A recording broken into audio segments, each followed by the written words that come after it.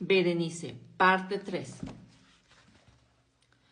Y entonces me estremecía ante su presencia y palidecía cuando se aproximaba, pero lamentando con amargura su estado decaído y apenado.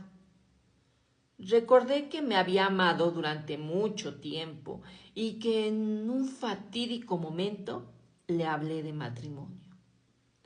Y cuando al fin se acercaba la fecha de nuestra boda, una tarde de invierno de aquel año, en una de esas jornadas intempestivamente cálidas, serenas y vaporosas, que son la nodriza de la bella Alción, me senté, creyéndome solo en un gabinete interior de la biblioteca, y sin embargo, alzando los ojos vi ante mí a Berenice. Fue mi estimulada imaginación el influjo de la atmósfera cargada, la luz incierta y crepuscular del gabinete o los grises vestidos que adornaban su figura, los que le proporcionaron un contorno tan confuso e indefinido. No sabría decirlo. No dije una palabra y yo, bajo ningún concepto, hubiera sido capaz de pronunciar sílaba alguna. Un helado escalofrío recorrió todo mi cuerpo. Me sometió a una sensación de ansiedad intolerable. Una curiosa voraz invadió mi alma y reclinándome en la silla, permanecí sin respirar. Por un momento inmóvil, con la vista clavada en su cuerpo. Ay, su delgadez era excesiva y ni un solo vestigio del ser primitivo asomaba en una sola línea de su contorno. Mi ardiente mirada cayó por fin en su rostro. Su frente era alta, muy pálida, singularmente serena. Los cabellos, antes de un negro azabache, caían en parte sobre la frente y sombreaban las hundidas sienes con interminables bucles. Ahora de un rubio reluciente que por su apariencia fantástica desentonaba por completo con la melancolía que dominaba su rostro.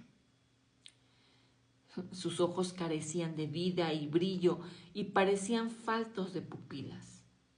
Y evité involuntariamente su vidriosa mirada para contemplar los labios finos y retraídos.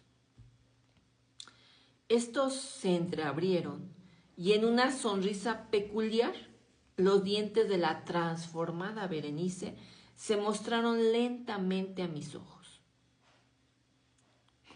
Ojalá no los hubiera visto nunca, o al menos después de verlos me hubiese muerto. El golpe de una puerta al cerrarse llamó mi atención y levantando los ojos descubrí que mi prima había salido de la biblioteca. Pero del desordenado aposento de mi mente no había salido y no se podía alejar de él el blanco y horrible espectro de aquellos dientes. Ni una pequeña mancha en su superficie, ni una sola sombra en el esmalte, ni una mella en ninguno de sus bordes. Hubo en esa pasajera sonrisa que no se grabara con fuego lento en mi memoria. Ahora los veía más claramente, incluso que los había visto antes. Los dientes, los dientes.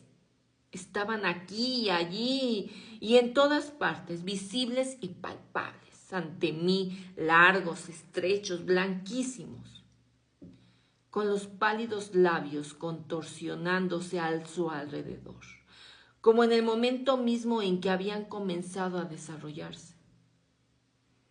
Entonces llegó la plena furia de mi obsesión y luché en vano contra su irresistible y extraña influencia.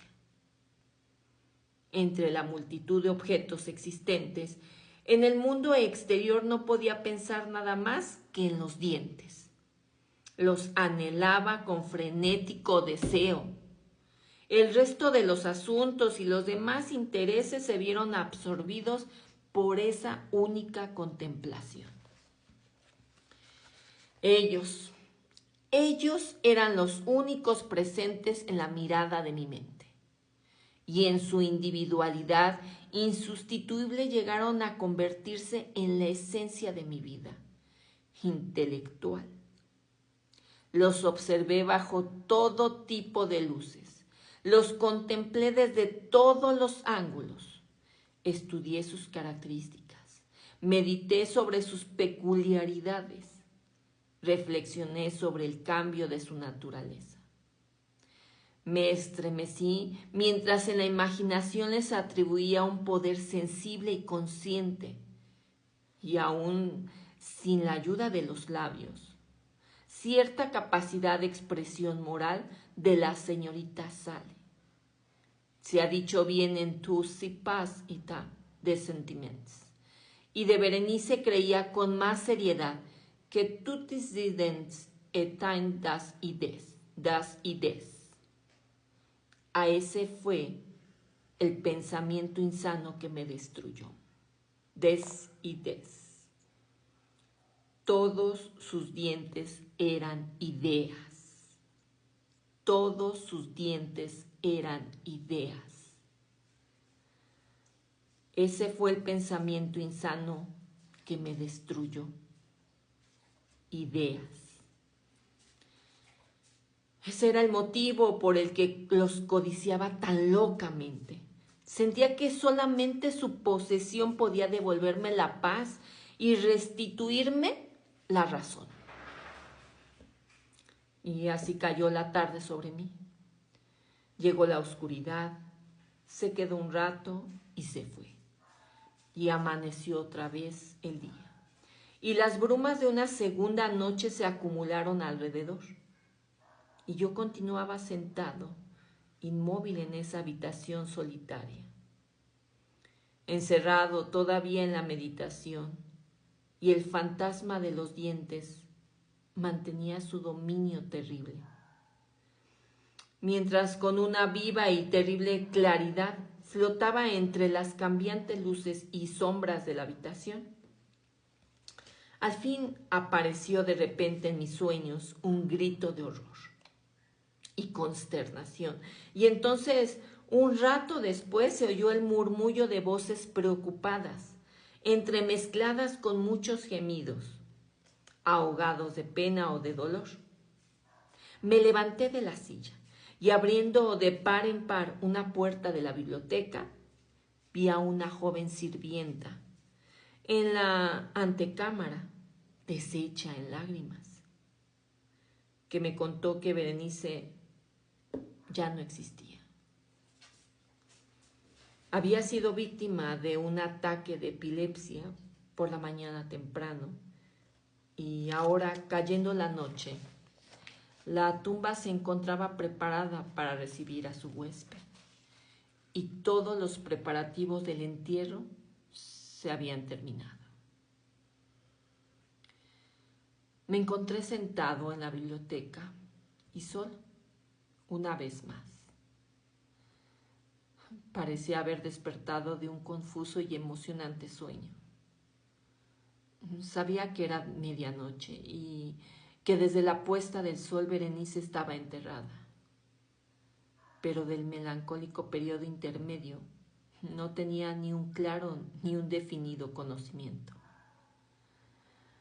Sin embargo, su recuerdo estaba plagado de horror, un horror más horrible por su vaguedad y un terror más terrible por su ambigüedad. Era una terrible página en la historia de mi vida, escrita todo con recuerdos imprecisos, horripilantes, incomprensibles. Luché por comprenderlos, pero sin éxito. Mientras tanto, como si se tratase del espíritu femenino, de un sonido en la lejanía, un agudo y penetrante grito parecía continuar sonando en mis oídos. Yo había hecho algo, pero ¿qué era? Me lo pregunté en voz alta y los susurrantes